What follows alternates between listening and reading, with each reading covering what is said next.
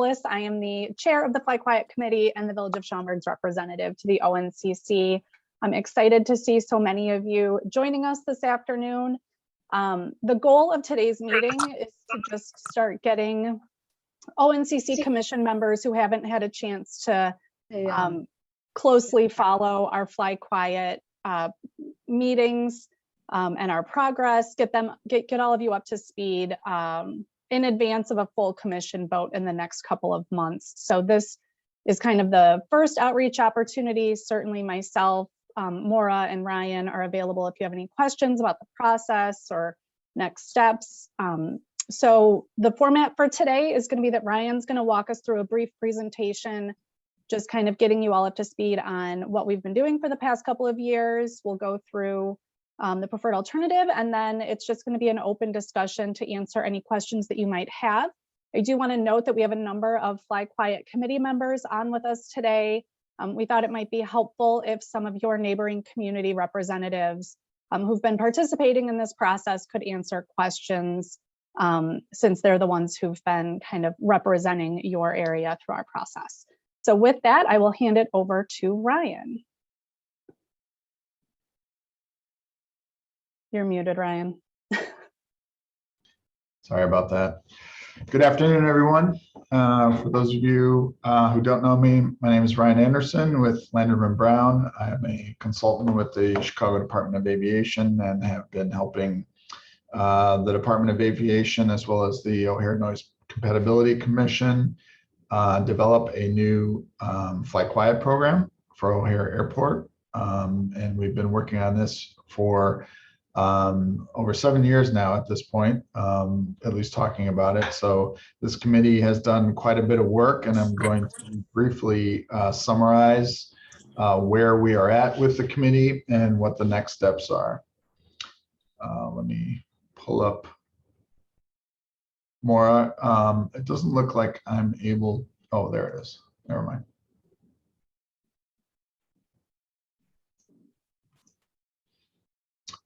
Okay, so the Fly Quiet Committee has, as I mentioned, been working for quite a number of years now on developing a new Fly Quiet program for O'Hare International Airport.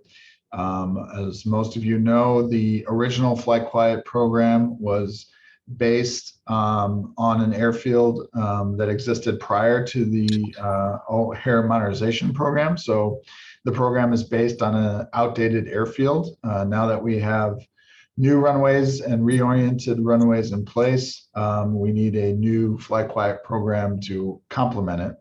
And so the Fly Quiet Committee spent quite a bit of time gathering information and developing the criteria and goals that they want to include to establish a new Fly Quiet program.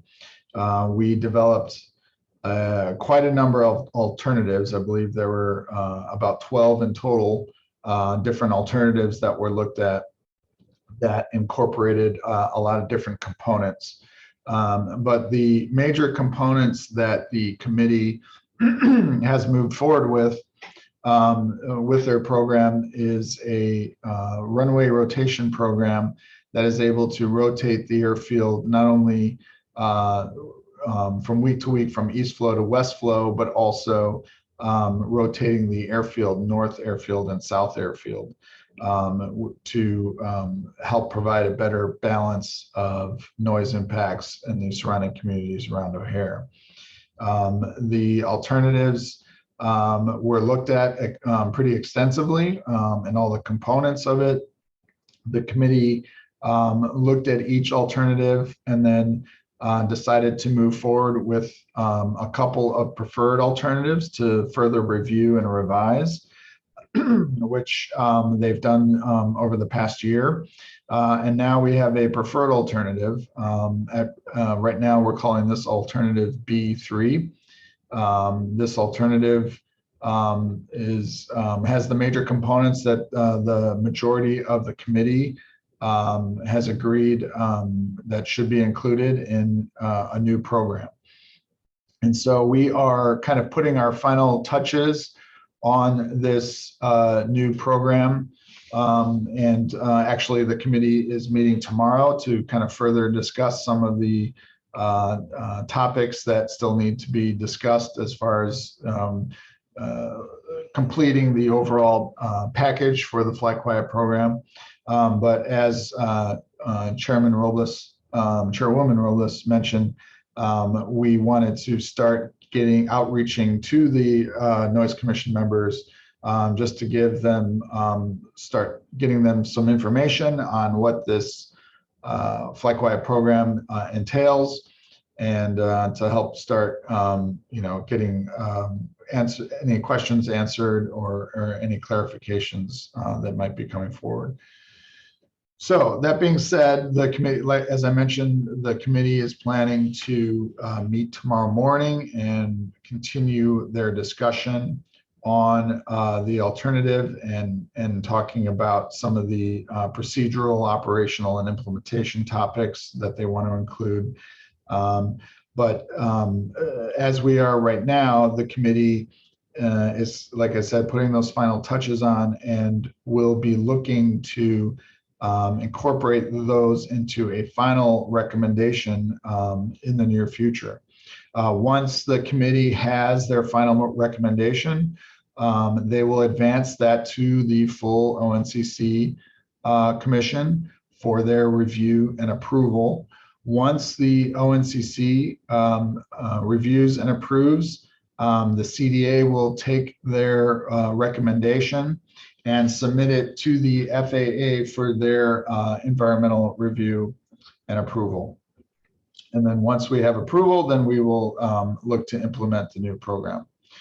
The final submittal that the CDA will be making to the FAA will be a very comprehensive document, and will provide a complete narrative of the entire process that this committee has undergone to develop the new program, which includes all of the alternatives that the committee looked at, reviewed, revised, and subsequently either decided did not meet the criteria, as well as some of the other alternatives. And so I wanted to make sure that everyone is clear that, and there isn't the impression that the package that will be submitted to the FAA will only include the preferred alternative. It will include the preferred alternative plus all the additional alternatives and variations that the committee has looked at over the years. When the FAA does their review, they are required to look at all the alternatives. However, of course, the preferred alternative is what the ONCC and the CDA is looking for approval for. So let me advance here. So just to give you kind of a background on some of the primary components that the committee looked at. As we were reviewing and revising alternatives, we broke it down into primary components, being the primary configurations, which are the identified primary arrival runway and departure runway to be used when we're in flight quiet. We looked at primary headings, those being the headings that the aircraft would use when they take off from that primary departure runway. We also looked at secondary configurations. Secondary configurations are those configurations to be used if the wind conditions are not conducive to use the primary configurations. So in our schedule, we're always going to have a primary configuration or a secondary, depending on the wind conditions. We also looked at long runways, and one of the things the Flight Quiet Committee did discover through some of the tests that we did several years ago on the interim flight quiet rotation programs, that some of our primary runways are a bit shorter than some of our others. And there are certain operations and types of aircraft that may need a long runway. So we looked at which runways would be identified as a long runway if needed to be used in certain configurations. We then spent a lot of time kind of reviewing and revisiting things, and now we have refined our alternative to a point where we're ready to move on to our procedural and implementation topics. So let me go through what the committee has advanced as their preferred alternative. Right now it's identified as alternative B3. It is a alternative that consists of a 12-week runway rotation that consists of 6 primary configurations. Each configuration is scheduled from week to week. So those 6 configurations are scheduled out and then repeated again over the 12-week period.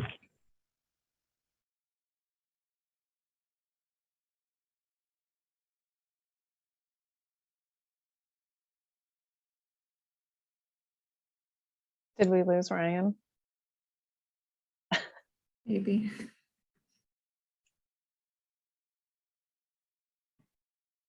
Okay. So We're checking on him right now. okay. Well, I'll just keep going. We'll do a wellness check on him real quick, but I'm assuming it's all right. So as Ryan was mentioning, it's a 12-week rotation. So the whole program lasts for 12 weeks, and then it would start over from the beginning. A total of 6 different runway configurations are used over those 12 weeks. So was Ryan sharing the screen? Okay, I'll just keep going. And so those runway configurations are basically which runways are used during each week. The concept behind alternative B3 that the committee preferred was the split airfield approach. And so it alternates the use of the North Airfield and then the South Airfield. And the goal there was to try and provide some consecutive periods of relief. The sort of corresponding option to that would have been split airfield, where you were using runways both in the North and the South Airfields. And the committee felt that by concentrating 1 week in the North Airfield and 1 week in the South Airfield, you could have those weeks of relief for the communities in whichever side of the airfield wasn't being used. The alternative also includes 2 departure headings for the east-west runways. And so what that means is that even though we only have 6 configurations and they'll be used twice throughout the schedule, by designating 2 departure headings, again, we're trying to spread the noise and minimize the impacts to the same people. So again, for those east-west runways, you'll see when Ryan comes back with his slides that there's a departure heading that will be used in the first 6 weeks, and then in the second 6 weeks, that departure heading changes to divert that air traffic over a different area. For the crosswind or diagonal runways, the committee had extensive discussion on that, and the decision was made that there were compatible land uses in those areas. And so they have, we've decided to move forward with a single departure heading, but with a turn in trying to follow like the highways and the forest preserve districts. Maura, what else was on Ryan's slide? Is Ryan back? Hi, so sorry about that. I was able to keep rolling. But I started to forget what was at the bottom of the slide. Yeah, the internet at my office just completely went down. So I'm using my phone here. Hopefully this will work.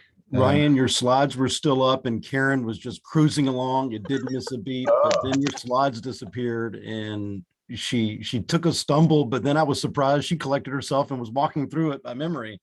And I was actually really impressed. So I know. I was too. Very impressive. I guess I don't need to be here then. I'll just watch you then. I'm sure you do a better job explaining it. I just want to be respectful of, everyone's here, and we'll keep moving. All right. Well, thank you for that. Let me pull up the presentation again. Okay. So I don't know how far you got, Karen. I got to the vector headings. Yep, that was how far I got. Okay. So again, the major components of this alternative is that we're alternating west flow and east flow, as well as north airfield and south airfield. So we're scheduled to go north airfield, south airfield, crosswind. And also each configuration has a specific vector heading assigned for the departure runway. Each departure runway has, for our east-west parallel runways, has two vector headings, and our crosswind runways has a single vector heading with a turn. And so the idea is that each configuration, the next iteration of that runway configuration in the schedule will have a second departure heading. So again, the idea is to even more disperse the noise and redistribute during the overnight hours. So the schedule consists of 8 weeks of east flow, west flow, or east-west runway weeks, as well as 4 crosswind weeks. And let me go through the schedule a little bit cleaner on the schedule, so you get a better idea of how the alternative schedules that east-west flow, as well as north airfield, south airfield. So again, each week, there are 12 weeks in the rotation schedule. Each week has a primary configuration and a secondary configuration. There's an assigned arrival runway and departure runway for each week. And each week also has an assigned vector heading. So for instance, in week 1, we have arrivals on 27 center and departures on 27 left. The departures on 27 left will utilize a vector heading of 275 degrees. When they depart, so they'll turn to 275 and maintain that heading until a certain altitude before they're given a different direction. And then we alternate to the south airfield, arrivals on 10 center, departures on 10 left, with a vector heading of 100 degrees. Week 3, we then alternate to our crosswind runways, departing 4 left and arriving 4 right. This configuration has that vector heading with a turn. And so the turns are established to better take advantage of the compatible land use along the 294 corridor. And then week 4, we have back to our east-west runways on south airfield, departing 28 right, arriving 28 center. And then 9 center back to the north airfield in week 5. 9 center arrivals and 9 right departures with a vector heading of 80 degrees. And then alternating back to our crosswind runways with 22 right arrivals and 22 left departures, and utilizing that vector heading with a turn. And then these runway configurations then repeat on the back half of the schedule. The only difference is now that we'll be using a secondary vector heading. So for instance, week 7, again, we're arriving on the north airfield at 27 center and departing 27 left. This time the vector heading is at 295 degrees. Week 8, we are departing 2 left and arriving 10 center with a vector heading of 115 degrees. Week 9, back to our crosswind runways, arriving 4 right, departing 4 left. Week 10, south airfield, departing 28 right, arriving 28 center with a 245 degree heading. Week 11, arriving 9 center, departing 9 right with a vector heading of 65 degrees. And week 12, arriving 22 right and departing 22 left. And now those 22 left departures are the vector heading with a turn. And here you'll see an overall picture of the schedule, departure runways, arrival runways, as well as those vector headings with a turn. Each week has an assigned vector heading, as well as a primary arrival runway and departure runway. And so these are the major components that is incorporated into Alternative B3.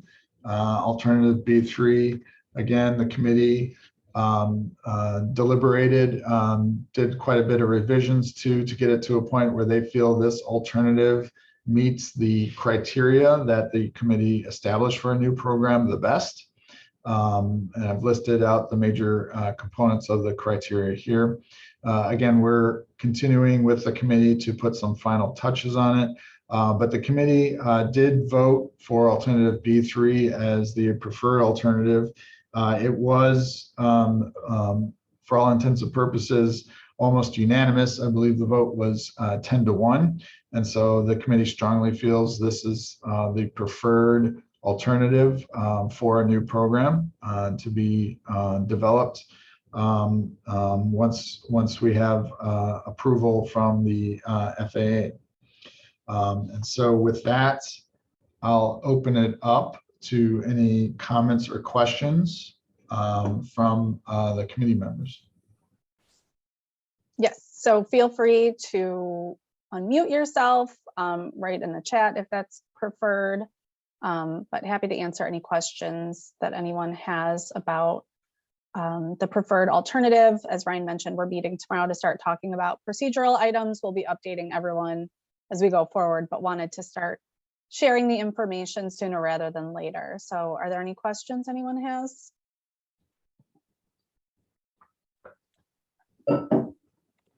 Ryan, it's Brian from Norwich. I just want to clarify some numbers. On average, you've been talking at the meetings that at nighttime during fly quiet, it's about 100 operations, correct? So yeah, so as we, in our technical committee meetings, we track flight quiet mode. And so that's when the air traffic is able to enter into flight quiet mode, where we're utilizing the preferential runways and departure procedures. And on average, the amount of operations that are occurring in flight quiet mode are around 100. Is that 50-50 landings and takeoffs, roughly? That's a good question. I don't believe it is that clean of a split. I believe we lean more towards arrivals than departures. I know in IFQ that was definitely the case. I don't have the exact percentage split right now, but I can follow up and provide that to you based on the latest data for flight quiet mode. But I do believe we lean a little bit more towards arrivals than departures. Okay, so back into fly quiet, when the cross runways are used, what percentage of the 100 would be using them? Make sense, sir? I believe I'm following your question. And so ideally, in a perfect world, 100% of those operations would use the crosswind runways. Although, as we've noted, there are aircraft that may require a longer runway. For us to put a exact percentage on that, it's hard to say because it could vary from night to night. But ideally, all but those that absolutely need a longer runway would use a non-crosswind designated runway. Yeah, so if I can jump in on that too, Brian, I think this is an area where we think that some outreach to the airlines will help us improve the number of flights using the crosswind runways. We know that everybody likes things to be like as convenient and easy as possible, but the airlines have historically been good partners with us on Fly Quiet. And so the plan would be to do a significant amount of outreach. The technical committee is working on a Fly Quiet report card that we'll be issuing at the end of each calendar year to really work collaboratively with the airlines to let them know how they can be better Fly Quiet partners with us. And I think using the crosswind runways as much as possible is certainly an area we intend to focus on. Okay, thank you.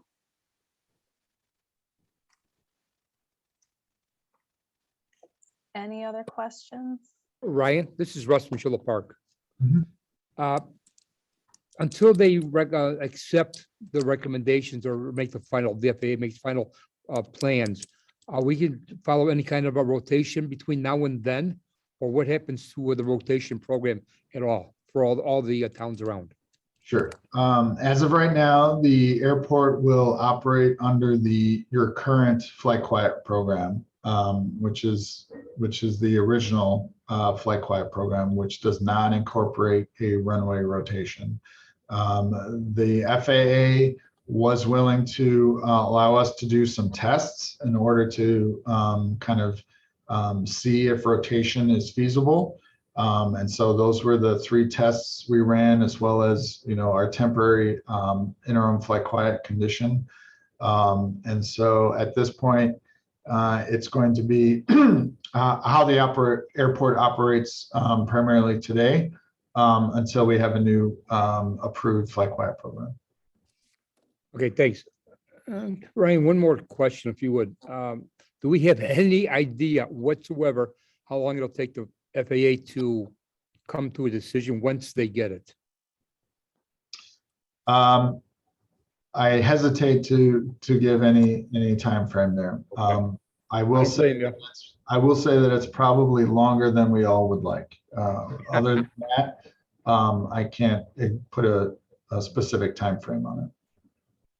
So Russ, we won't hold the FAA to this, but I think we are planning on probably 18 to 24 months. Okay, Just to that's what I set- thought. Yeah. Here in a couple of years. I just want to know what we're going to be doing without a regular rotation plan. So when presidents start calling us what's going on, we could tell them what we're doing this for until they decide, which could be a couple of years. Yep. And that's about what I was looking for. Thank you. Sure.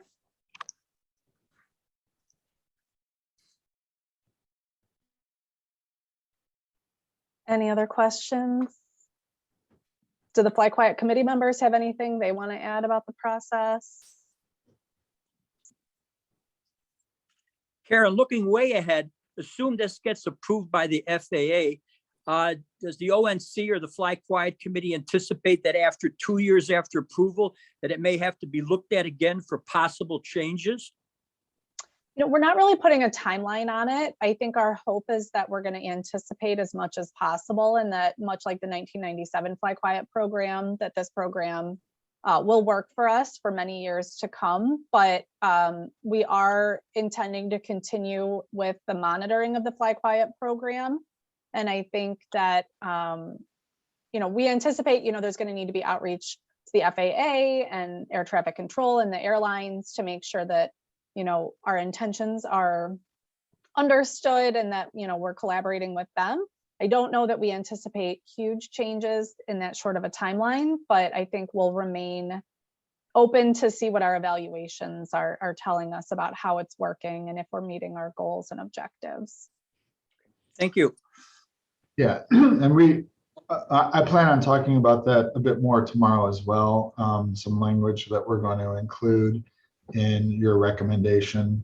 And part of that would be to have, regular audits of the program, if you will, to kind of take a look and see how well the program is working, and if there are areas for improvement or revisions that all the stakeholders are willing to do, which I think there are things that possibly can be done within reason without triggering a whole new environmental review process. And so we do want to make sure that that ability is baked in, if you will, to your program, to be able to make it a living program that's able to be a bit flexible and kind of change as needed over time. Karen, I don't know if this is for you or for Ryan. When they look at the vectors, headings, everything else, will they consider looking at soundproofing for people that may not be as affected, are going to be affected more than that? So that is one of our procedural topics that we're going to start discussion on tomorrow. I won't speak on behalf of the committee. I will tell you that it would be my preference as a member of the committee that we make a recommendation that the residential soundproofing program should be updated to reflect the new Fly Quiet program. So that's certainly a recommendation that the committee can make to both the CDA and the FAA. Ryan, do you want to weigh in on that a little bit more? Yeah, as you mentioned, we'll we'll touch on that tomorrow as well. We do have to kind of, hold back and see what the FAA's findings will be. But if the FAA does find that there needs to be some there are going to be noise impacts, and those noise impacts are required to be mitigated, we'll definitely be looking at sound insulation. But that's something we'll talk about further. Won't that depend on the new noise contour that's going to be coming up here hopefully shortly? Correct. So we do have a new noise contour coming out soon that is for the airport's terminal area plan, as well as the FAA's airspace changes. So that contour is going to have its own kind of mitigation requirements, but we're still waiting to hear from the FAA on what that is and what those might be. This process, once the committee and the CDA submit for FAA review, will most likely generate a new noise contour that will require its own potential mitigation if required by the FAA. Okay, thank you. Yeah, not to confuse things even further, but we do potentially have multiple noise contours in the future here with O'Hare. Sounds good.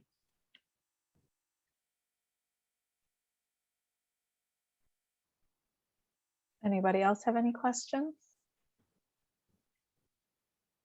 I think you and Ryan did a great job on this presentation. So thank you.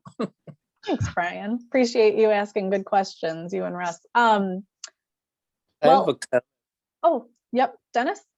Yeah, I might not be too understandable. I have COVID. I'm very sick, but Oh, well, no.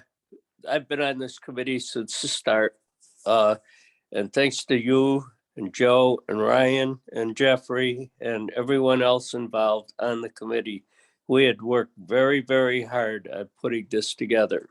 We dissected every piece of evidence that we had. That's talking as a cop, as I was for many years, and looked at every possible ways of doing it. And this is really a great alternative, and I think it's a super program. So I just want to thank the committee for all that we did. I missed one meeting in all the meetings over the years we've been doing it. And I think the committee as a whole did a hell of a job. Thank you. Thanks, Dennis. Feel better. Thank you very much. I hope there's some way I can get tuned into the meeting tomorrow. So we'll see what we can do. Thank you. Definitely. Yeah, I mean, I'll echo, this was definitely a long haul effort for the committee to look at a lot of information. And so, it's been a number of years and a lot of deliberation, but we do feel pretty strongly that the alternative that we're going to put forward is the best one for a new Fly Quiet program. So I am not seeing any comments or questions from anyone else. So I will just reiterate that any of you can feel free to reach out to myself or Ryan or Maura. Certainly you can also reach out to Fly Quiet committee members who might be your neighbors to ask them specific questions about, their thought process, voting for this alternative. If there are, questions that come up a few weeks from now, please do ask. We're likely looking at an end of summer vote at the full ONCC. So we're going to continue our outreach efforts. We're going to be giving an update at the May 6th General Commission meeting. We're going to have another set of kind of open meetings in June as like a final touch base, but we're available at any time to answer specific questions that committee members might have. So if no one has anything else, I think we can give everyone some time back this afternoon, but I appreciate you all joining us. And hopefully we will see you all on the 6th. Thank you. Okay, thank you. Bye. Bye. Bye. See everyone tomorrow.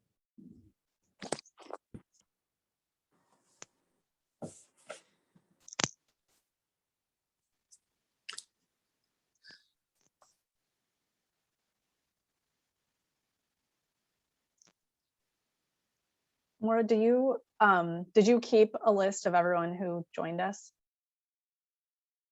Oh, you're muted. The ones I could tell who they were, I did. Okay. So we had